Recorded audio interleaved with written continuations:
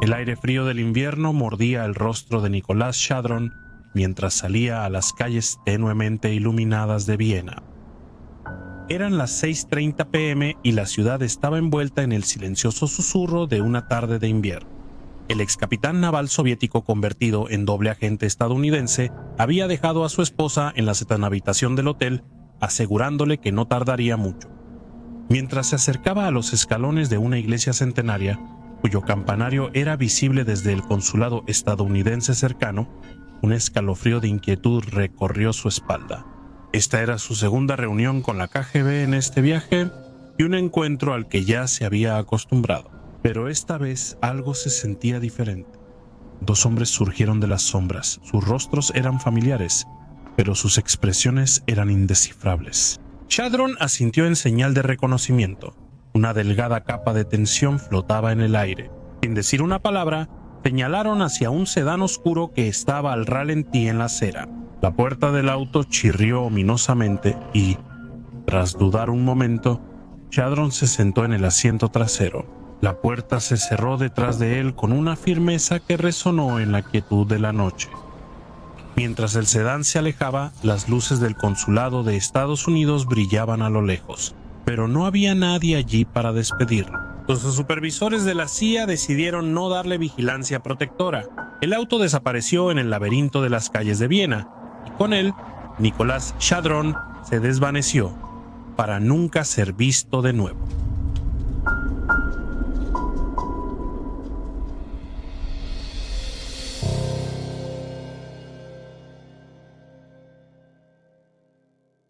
No siempre se llamó Nicolás Shadron. Nació como Nikolai Fyodorovich Artemonov. El 19 de mayo de 1928, en Leningrado, Nikolai nació en una familia que antes de la Revolución Rusa era acomodada. Su madre fue maestra y su padre ingeniero mecánico. Bautizado en la Iglesia Ortodoxa rusa, el joven Nikolai tuvo una vida familiar amorosa. Se convirtió en miembro de los jóvenes pioneros mientras asistía a la escuela primaria. Esto era el equivalente comunista de los Scouts. Un ávido lector, Nikolai se destacó en la escuela y en 1941, cuando cumplió 13 años, fue seleccionado para asistir a una prestigiosa escuela secundaria naval en la isla Vasilievsky, la más grande de las islas de San Petersburgo. Desde ese momento, Nikolai tenía la mira puesta en convertirse en oficial naval. Sin embargo, primero él y su familia debían sobrevivir a la Segunda Guerra Mundial y al asedio del 1941, para cuando los soviéticos lograron levantar el asedio en enero de 1944, Nikolai ya había perdido a su querido perro, un pastor alemán que fue víctima del esfuerzo de guerra, donde los perros eran entrenados para correr hacia los tanques alemanes con explosivos atados a la espalda. En los difíciles años de guerra, el padre de Nikolai intercambió casi todas sus posesiones valiosas para alimentar a su familia. Pero ni esto bastó para salvar a la madre de Nikolai del hambre. El propio Nikolai no salió físicamente ileso, perdiendo algunos de sus dientes debido a la desnutrición.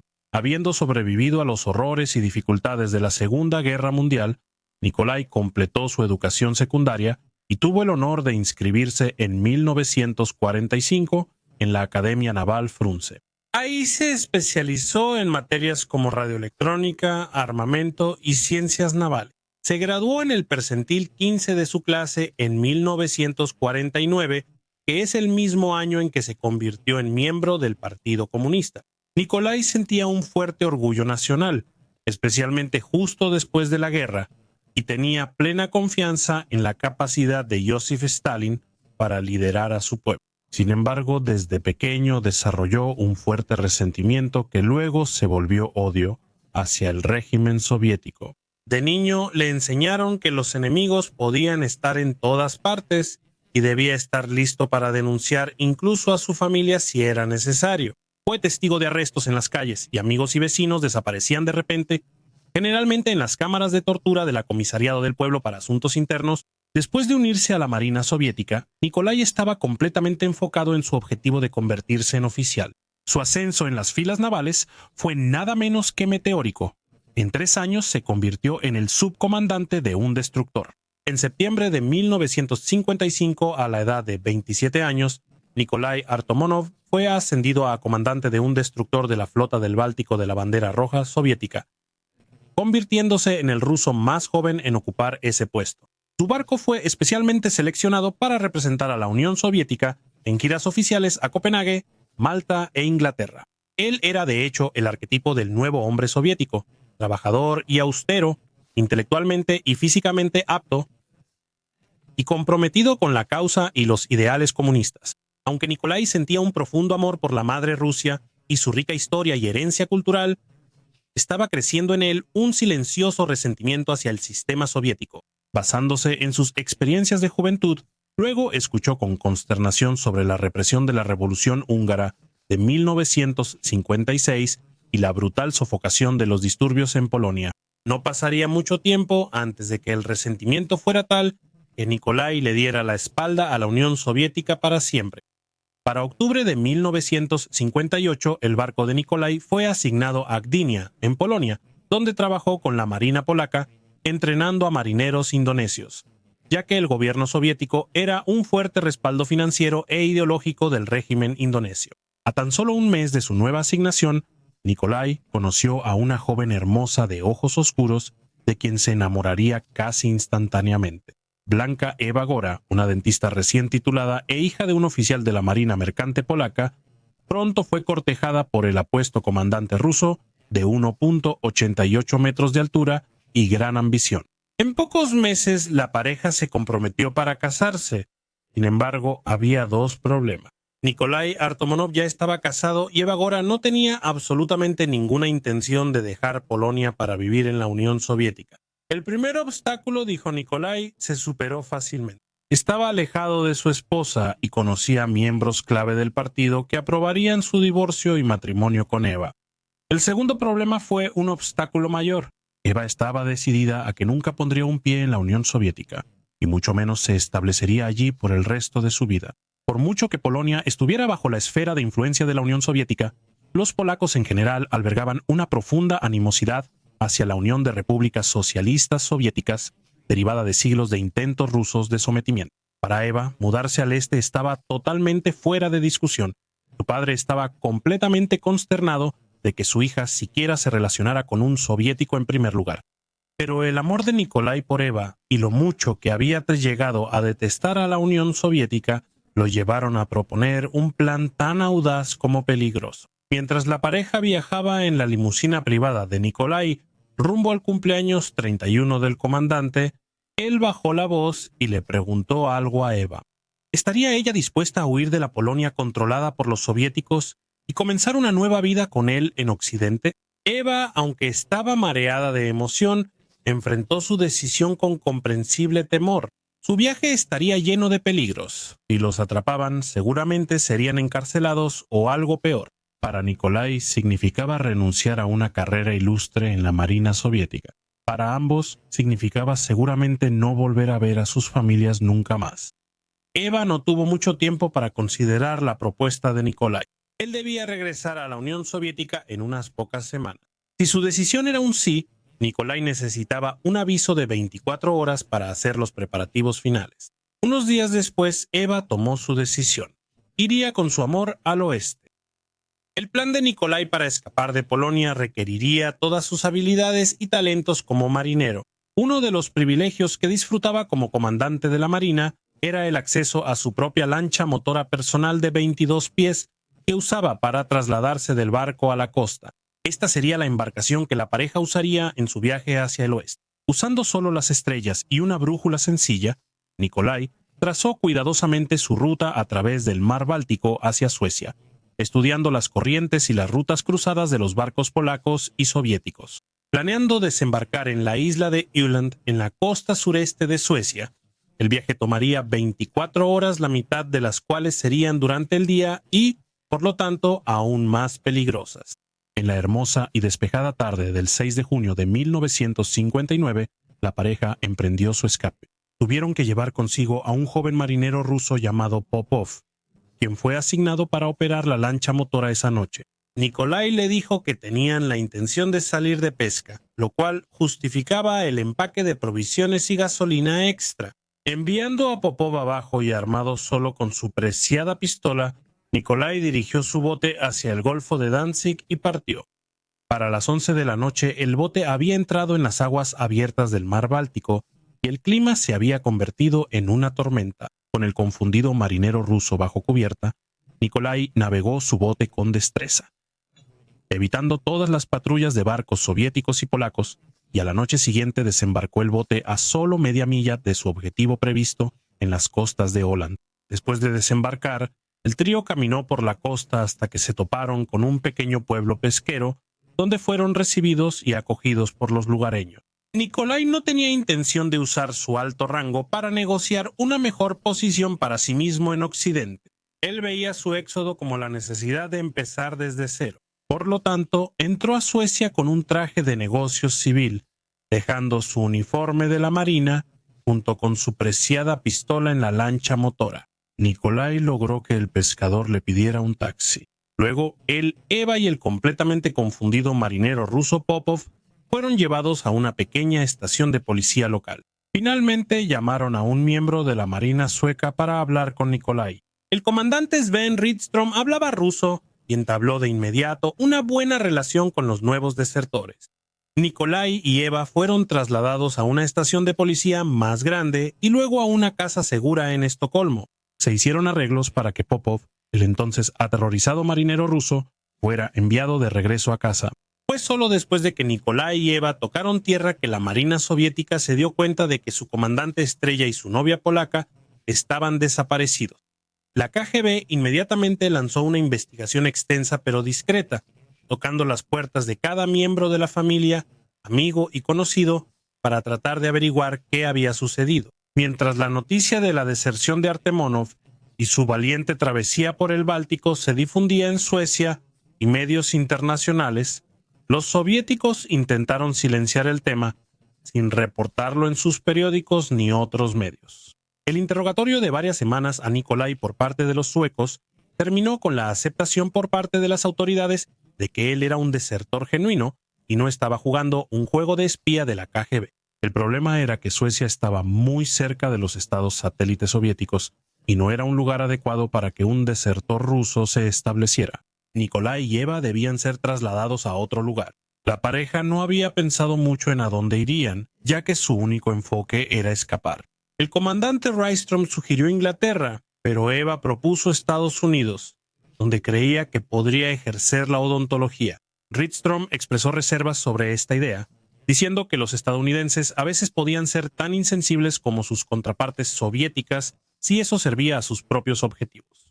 A pesar de la advertencia del comandante, fue Eva quien inició la comunicación con Estados Unidos después de acercarse a la embajada estadounidense en Estocolmo. Por supuesto, las autoridades estadounidenses de inmediato manifestaron su interés en recibir a Artemonov en Estados Unidos como desertor. Y así fue que el 1 de agosto de 1959, después de que se completaron los trámites necesarios, Nikolai y Eva continuaron su viaje hacia el oeste. Viajaron en secreto a bordo de un avión de carga desde Estocolmo hasta Frankfurt, donde fueron alojados en el centro de recepción de desertores de la CIA. Esto no fue una experiencia del todo agradable para ellos. Nikolai y Eva se pusieron cada vez más ansiosos después de verse obligados a tomar numerosas pruebas de polígrafo, cuyos resultados nunca les fueron revelados. Durante 3 semanas, Nikolai enfrentó interminables entrevistas y evaluaciones psiquiátricas. Sin embargo, finalmente se aceptó su buena fe y se les autorizó para ser trasladados a los Estados Unidos de América. Nikolai y Eva llegaron a la base de la Fuerza Aérea Andrews a las 2 a.m., el 22 de agosto de 1959. La Oficina de Inteligencia Naval había estado preparando su llegada y no podía esperar para conocer al oficial naval soviético de más alto rango que jamás haya desertado a los Estados Unidos. El momento de la llegada de Nikolai no pudo haber sido más afortunado. La Marina soviética estaba experimentando su mayor expansión de flota hasta la fecha, tanto que había preocupaciones de que su marina pronto rivalizaría con la de Estados Unidos. Aunque Nikolai Artemonov no trajo consigo ni un solo documento, lo que sí tenía era un conocimiento vasto y actualizado. Conocía las capacidades técnicas del destructor clase Scotty, que había comandado como la palma de su mano, y tenía acceso a lo más reciente en tácticas navales soviéticas, armamento y sistemas de comunicaciones. Su informe podría potencialmente ahorrar millones de dólares y permitir que Estados Unidos enfocara mejor sus objetivos y gastos en investigación y desarrollo. Inicialmente la CIA no estaba muy interesada en Nikolai Artemonov, ya que no tenía documentos físicos para compartir. Esto le parecía perfecto a Nikolai. Él tenía una opinión negativa sobre el espionaje y el trabajo de espía. Sentía desprecio por la KGB y poco interés en tratar con sus contrapartes occidentales, la CIA. Como hombre militar entrenado, consideraba las tácticas de las agencias de inteligencia como burdas y deshonestas. Nikolai se sintió aliviado al saber que trataría principalmente con la Oficina de Inteligencia Naval, con el objetivo de poner a la agencia al tanto de la tecnología y tácticas navales soviéticas. Nikolai Artemonov no era un buen nombre para un desertor que buscaba pasar desapercibido. Nikolai cambió su nombre a Nicolás o Nick, y Eva eligió el apellido Shadron para ambos. Curiosamente, el nombre proviene del archienemigo en la famosa obra de Alexander Pushkin, La hija del capitán. Antes de que pudiera comenzar su trabajo con la Oficina de Inteligencia Naval, Nicolás Shadron tuvo que someterse a un arduo interrogatorio de la CIA. Durante 8 horas al día lo interrogaron sobre su vida anterior en la Unión Soviética y las razones de su decisión de desertar. La CIA quería extraer de Shadron toda la información que se consideraba perecedera. En otras palabras, su conocimiento sobre criptografía soviética y los planes operativos actuales, que eran cosas que los soviéticos sin duda cambiarían rápidamente como resultado de la deserción. Shadron detestaba los largos días tratando con los oficiales de la CIA, a quienes se refería de manera despectiva como plomeros. También se volvió cada vez más ansioso, lo que pronto se transformó en enojo por el hecho de que a él y a Eva no les habían dado ningún documento de identidad ni pasaportes estadounidenses. No tenían nada que demostrar a quiénes eran, y Shadron se sentía completamente a merced de una agencia a la que no respetaba ni confiaba. Mientras todo esto sucedía, Eva mejoraba su dominio del inglés gracias a su tutora extraordinaria, una mujer polaca llamada señora Forrester. También se estaba acostumbrando a un nuevo estilo de vida occidental y tenía la intención de estudiar para obtener una licencia de odontología estadounidense. A fines de septiembre de 1959, Nicolás y Eva fueron trasladados de su casa segura en Washington a una antigua granja cerca de Leesburg, Virginia, donde estuvieron unos meses antes de mudarse en diciembre a una lujosa casa segura en McLean, Virginia. Fue alrededor de esta época cuando Nicolás y Eva se casaron en una pequeña ceremonia civil oficiada por un juez de paz, ya que el matrimonio anterior de Nick había sido disuelto mediante un divorcio en México. Después de 9 meses de interrogatorios, finalmente se decidió que Nicolás Shadron sería contratado como consultor para la Oficina de Inteligencia Naval. Por muy valioso que fuera como desertor, otorgarle una autorización de seguridad siempre iba a ser un riesgo. Nunca se sabía con certeza dónde estaban las lealtades de un desertor como Nicolás Shadron. Aunque se le autorizó para comenzar a trabajar con la Oficina de Inteligencia Naval, no se le otorgó ninguna autorización de seguridad. Con la esperanza de demostrar pronto su confiabilidad con los secretos de Estado de Estados Unidos, Shadron empezó a trabajar como consultor y analista de inteligencia. Nicolás Shadron recibió un pago único por parte de la CIA por el extenso interrogatorio, el cual utilizó como pago inicial para una nueva casa para él y Eva en Arlington, Virginia. La vida empezaba a estabilizarse para la familia Shadron, o al menos eso parecía. No pasaría mucho tiempo antes de que su viaje, que debería no haber sido un caso bastante sencillo de deserción, tomara un giro inesperado y se convirtiera en algo digno de rivalizar incluso con las novelas de espías más emocionantes. En septiembre de 1960, Nicolás Shadron se preparaba para comparecer ante un subcomité del Comité de Actividades Antiestadounidenses de la Cámara de Representantes. Establecido por la Cámara de Representantes de los Estados Unidos en 1938, el Comité de Actividades Antiestadounidenses de la Cámara de Representantes tenía como objetivo principal investigar supuestas deslealtades y actividades subversivas por parte de ciudadanos privados, empleados públicos y organizaciones sospechosas de tener vínculos comunistas. En resumen, era una herramienta utilizada por Estados Unidos para contrarrestar la propaganda comunista proveniente de la Unión Soviética y combatir la expansión del comunismo en la sociedad estadounidense. No fue coincidencia que Shadron compareciera ante el comité solo 5 días antes de que el primer ministro soviético, Nikita Khrushchev, llegara a Estados Unidos el 20 de septiembre de 1960 para la Asamblea General de la Organización de las Naciones Unidas. Khrushchev realizó una ahora famosa visita de Estado a Estados Unidos un año antes, en 1959, así que la administración Kennedy sabía qué esperar en cuanto a la propaganda que se difundiría. El propósito de la comparecencia de Shadrin ante el Comité de Actividades Antiestadounidenses de la Cámara de Representantes era contrarrestar esta propaganda mediante la descripción de su vida en la Unión Soviética. Durante 2 días, Shadrin fue maquillado y disfrazado por especialistas en cosmética. Se presentó ante el comité usando su nombre de nacimiento Nikolai Artimonov, y todos sabían exactamente quién era, así que no estaba claro en ese momento ni para Eva ni para Nicolás por qué era necesario alterar su apariencia. Sin embargo, en la audiencia, el capitán Artimonov arremetió contra la Unión Soviética y su sistema político. Reveló al comité la adopción por parte de la Unión Soviética de su doctrina de un primer ataque nuclear sorpresa contra Estados Unidos. Artimonov afirmó que, a diferencia del llamado de Khrushchev al desarme, la Unión Soviética se preparaba para un primer ataque y que Estados Unidos no debía dejarse engañar por sus promesas. También reveló el hecho de que la Unión Soviética utilizaba barcos pesqueros para espiar a los barcos estadounidenses frente a la costa de Estados Unidos. Esto, aunque no era novedad para la inteligencia estadounidense, era la primera vez que el público lo escuchaba.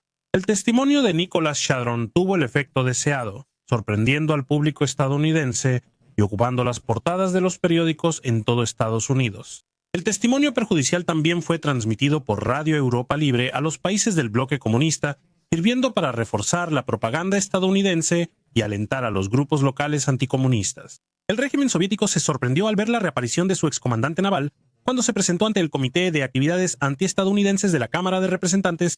Las pistas sobre su desaparición se enfriaron rápidamente, y la KGB solo sabía por Popov, quien tuvo la mala suerte de estar pilotando la lancha motora la noche de la fuga, que Nikolai Artemonov había escapado a Suecia.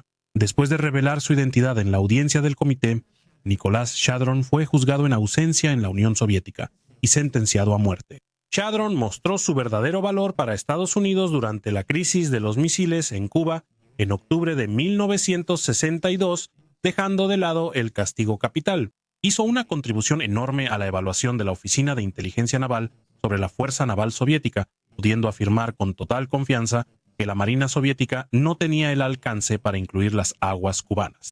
Este tipo de información fue fundamental para el presidente de Estados Unidos, John F. Kennedy, al tomar decisiones de política y estrategia minuto a minuto.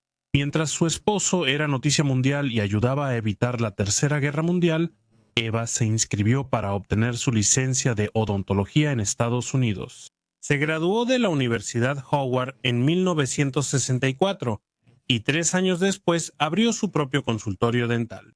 Nicolás Shadron también retomó sus estudios en 1961, cursando su maestría en ingeniería en la Universidad George Washington.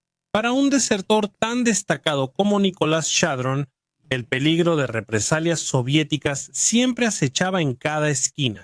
No mucho después de su explosivo testimonio ante el Comité de Actividades Antiestadounidenses de la Cámara de Representantes, el teniente comandante Lev Batorin, un hombre a quien Shadron conocía bien de la Academia Naval, llegó a Washington para asumir el cargo de asistente del agregado naval en la embajada soviética. Como agente soviético altamente entrenado, Shadron sabía que era el mejor tirador de pistola en la flota del Báltico. Shadron se convenció de inmediato de que ese hombre había sido enviado a Estados Unidos para localizarlo y matarlo. Durante los siguientes años, Shadron estuvo siempre mirando por encima del hombro y sentía una constante sensación de inquietud. Shadron temió lo peor una noche después de enfermarse durante la cena de graduación de Ebert. Sufriendo de un dolor agudo de estómago, Shadron estaba convencido de que había sido envenenado por la KGB. Después de ser llevado de urgencia al hospital, se determinó que simplemente estaba sufriendo un episodio de gripe estomacal. Para un hombre tan confiado y tranquilo como Nicolás Shadron, incluso él temía a la KGB, sabiendo cómo manejaban a los desertores. En realidad, la KGB no se había olvidado de su traidor, Nikolai Artomonov. Ellos pretendían, o al menos eso parecía, no matarlo, sino reclutarlo. En 1966, el recién nombrado director de inteligencia central, Richard Helms, recibió una llamada telefónica desconcertante temprano en la mañana. El hombre al otro lado de la línea, que se hacía llamar Igor y hablaba con un fuerte acento ruso, dijo que era un oficial de la KGB destinado en Washington y que tenía un asunto muy importante que discutir. El que llamaba era Igor Koshnov, un alto oficial de la KGB y jefe de contrainteligencia de la estación de la KGB en la embajada soviética. Por supuesto, era muy conocido por la CIA y era un hombre que tenía fuertes conexiones políticas con personas del círculo interno del liderazgo soviético. Se organizó una reunión. Si Koshnov podía ser reclutado como agente para la CIA, probablemente podría ayudar a la inteligencia estadounidense a descubrir a los infiltrados que sabían que tenían dentro de sus propias filas. 5 horas después, en una reunión en una casa segura en Washington, Koshnov dijo que el KGB le había asignado reclutar a Nicolás Shadron como agente doble. Debía regresar a la Unión Soviética en unos meses. Si al regresar a Rusia podía confirmar que el reclutamiento había sido un éxito, seguramente estaría en camino rápido a un ascenso. Su propuesta era que si la CIA podía ayudarlo a reclutar a Shadron, él, a cambio, comenzaría a proporcionar información a la CIA sobre la infiltración del KGB en la agencia. La oferta sonaba demasiado buena para ser verdad, y muchos de los que estaban al tanto en la CIA estaban convencidos de que Koshnov era un señuelo del KGB. Sin embargo, el deseo de erradicar espías era demasiado grande, y la CIA aceptó la oferta de Koshnov. El jefe de la CIA, James Angleton, razonó que incluso si Koshnov era un provocador, Shadron no corría peligro mientras no saliera de Estados Unidos. En este momento, Nicolás Shadron no tenía idea de que pronto se convertiría en el centro de un peligroso juego de espías. Dado que no soportaba a las agencias de inteligencia, Shadron iba a ser un hueso casi imposible de roer. Seguía siendo un misterio cómo planeaba la CIA convencer a Shadron de convertirse en agente de la CIA y luego permitir que el KGB lo reclutara como agente doble. Finalmente se decidió que solo un hombre de la Marina podría convencer a Shadron de cooperar. El almirante Rufus L. Taylor, quien en ese entonces era el director de la Oficina de Inteligencia Naval, era muy respetado por Nicolás Shadron. Taylor más tarde llegaría a ser el subdirector de la CIA. El almirante recibió la tarea de ganarse a Shadron. Propuso que sirviera a su país fingiendo ser reclutado por la KGB si se presentaba la oportunidad. La oportunidad, por supuesto, ya se había presentado, pero Shadron no tenía idea de esto. Al principio, y como era de esperarse, rechazó rotundamente la propuesta.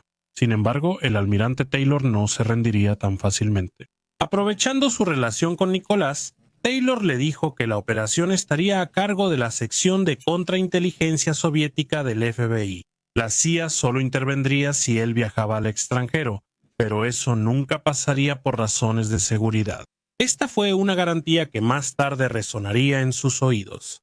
Shadron reflexionó sobre su decisión. Con los años, el valor de su información disminuyó. Ya no estaba instalado en la Marina soviética y, por lo tanto, su conocimiento de los asuntos internos y estrategias se estaba volviendo obsoleto. El almirante Taylor le dijo a Shadron que desempeñar el papel de agente doble seguramente allanaría el camino para que finalmente le otorgaran una autorización de seguridad. Shadron sentía que la falta de una autorización de seguridad era lo que estaba frenando su carrera. Si tan solo le dieran eso, su carrera seguramente se elevaría a nuevas alturas.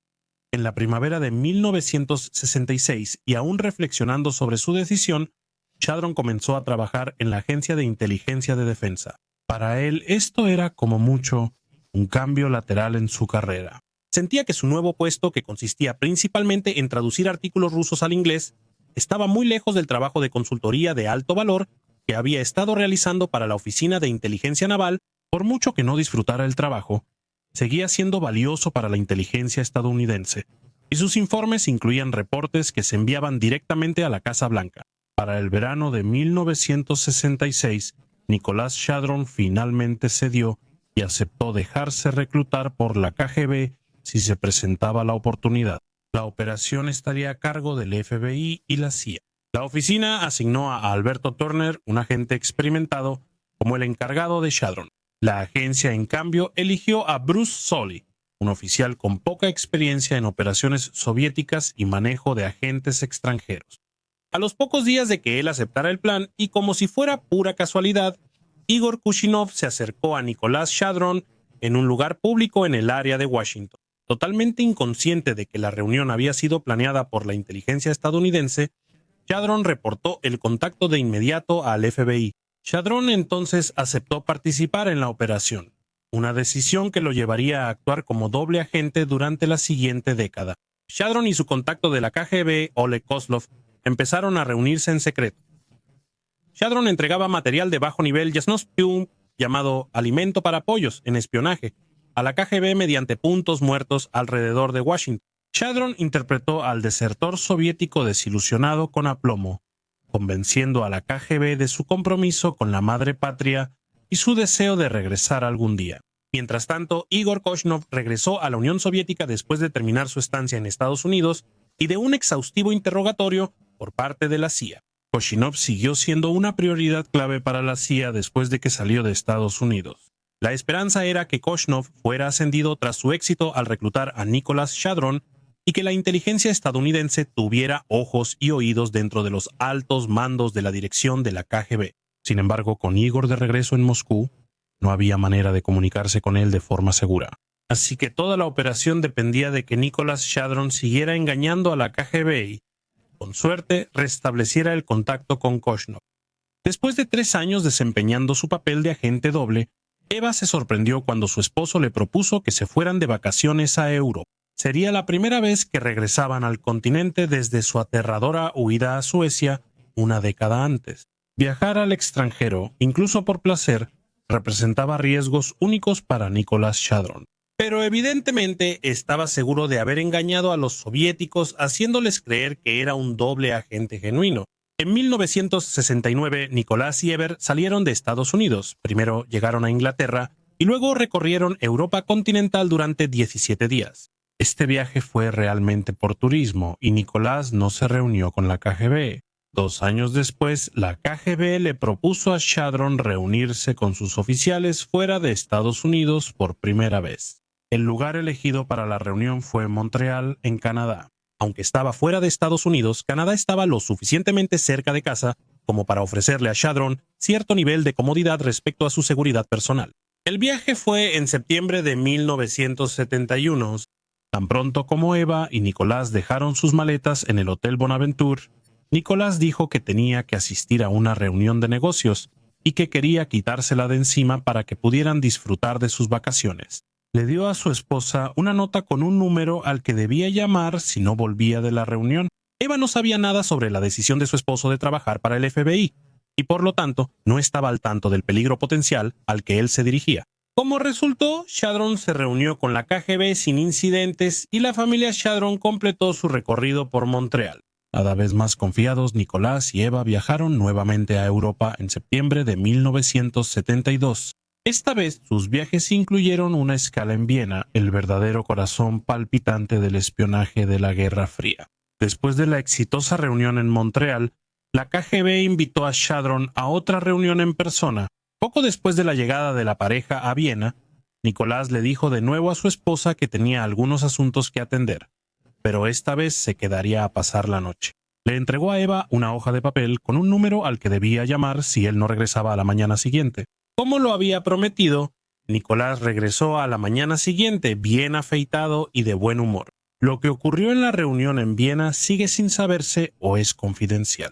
Lo que es seguro es que se reunió con oficiales de la KGB, pero desafortunadamente el hombre a quien realmente quería ver, Igor Koshnov, no estaba presente. Lo más probable es que Shadron haya recibido un trato excelente en una villa donde incluso pudo haberle sido otorgado un alto rango en la KGB como recompensa por sus años de servicio dedicado. Se cree que en Viena recibió entrenamiento especial de la KGB en el uso de avanzados dispositivos de espionaje, como un transmisor de ráfagas. Al regresar a PES a Estados Unidos, su contacto de la KGB, Oleg Kozlov, hizo que Shadron recibiera un transmisor y un libro de códigos para enviar mensajes secretos, entregados por valija diplomática. Aunque Shadron no logró reunirse con Koshnov, el viaje aún se consideró un éxito. El FBI y la CIA pensaban que su agente tenía la completa confianza de la KGB. Si esto fue así o no, será una pregunta que quedará sin respuesta para siempre. Lo que los soviéticos querían obtener de este compromiso pudo haber sido cualquier cosa. Quizás creían que Nicolás Shadron podría escalar en las filas de la inteligencia estadounidense y convertirse en un agente clave en su lugar. Por otro lado, si la KGB solo hubiera fingido morder el anzuelo y en algún momento planeaba atrapar a su traidor, enviaría un mensaje a cualquier posible futuro desertor sobre cómo la KGB siempre se las arregla para vengarse. Se esperaba que, dado lo exitosa que había sido la visita de Shadron a Viena, su operación pronto comenzaría a intensificarse. Ocurrió lo opuesto. Semanas después del viaje, el contacto de Shadron fue llamado de regreso a Moscú. Con eso, el minué con el KGB terminó de repente. Durante 1973 y 1974, Shadron no tuvo más contacto con los soviéticos y parecía que su operación se estaba marchitando. Fue hasta el verano de 1974 cuando los soviéticos se volvieron a poner en contacto con Shadron repentinamente a través de una serie de llamadas telefónicas y luego una nota críptica entregada en su casa. Sin embargo, el contacto no resultó en ninguna reunión ni intercambio de información. En un intento por retomar la operación, el FBI le indicó a Shadron que solicitara otra reunión de alto nivel con la KGB, enviándolo una vez más a la boca del lobo en Viena. Después de estar en tránsito durante 18 horas, Nicolás y Eva Shadron llegaron al Hotel Bristol en Viena a las 3 de la tarde el 17 de diciembre de 1975. Después de refrescarse, bajaron de su habitación en el tercer piso al bar del hotel para tomar una copa. Minutos después, Nicolás le dijo a Eva que debía salir a una cita de negocios a las 5 de la tarde. Le dijo que el hombre con quien se reuniría era un ruso que llevaba 25 años trabajando para Estados Unidos. Iba a encontrarse con el hombre en las escaleras de un gran edificio de iglesia justo enfrente del consulado de Estados Unidos. No te preocupes, dijo, era perfectamente seguro. Eva todavía no tenía idea de en qué se había metido realmente su esposo. A las 5 de la tarde, Nicolás salió a su reunión. Eva salió a caminar por las hermosas calles de Viena en invierno. Cuando regresó al hotel poco más de una hora después, recibió una llamada telefónica de una mujer llamada Ana Martín. Eva conocía a Ana por su esposo. Lo que no sabía era que Ana, que no era su verdadero nombre, en realidad era la supervisora de la CIA de su esposo. Eva se reunió con Ana en su habitación de hotel mientras esperaba el regreso de su esposo. Finalmente, a las 10:30 p.m., Nicolás llamó a la puerta. Él les contó entusiasmado a ambas mujeres lo exitoso que había sido el encuentro, pero luego habló en privado con Ana en el baño para darle más detalles. Shadron dijo que le habían pedido asistir a otra reunión en unos días. Eva, al ver la alegría de su esposo, entendió que la reunión podría ser la clave para lograr el éxito profesional que él tanto anhelaba. A medida que se acercaba la noche del 20 de diciembre de 1975, después de mucha deliberación, la CIA decidió que no vigilaría a Shadron cuando asistiera a la reunión con el KGB. No podían arriesgarse a que la contravigilancia los detectara. Se consideró que el riesgo de revelar que Shadron estaba bajo el control de la CIA era mayor que dejarlo actuar solo. Y así, fatalmente, en la noche del 20 de diciembre de 1975, Nicolás Shadron salió solo.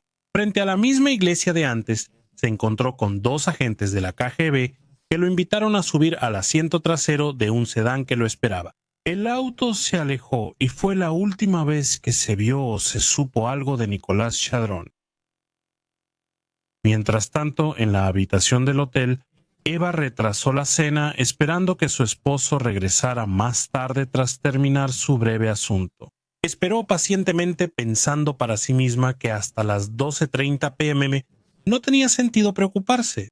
Con el tiempo, Eva se sentó inútilmente junto al teléfono del hotel, esperando que Nick llamara o volviera a vinearla a la habitación. Para las 2 a.m. su esposo no aparecía por ningún lado y Eva no pudo esperar más.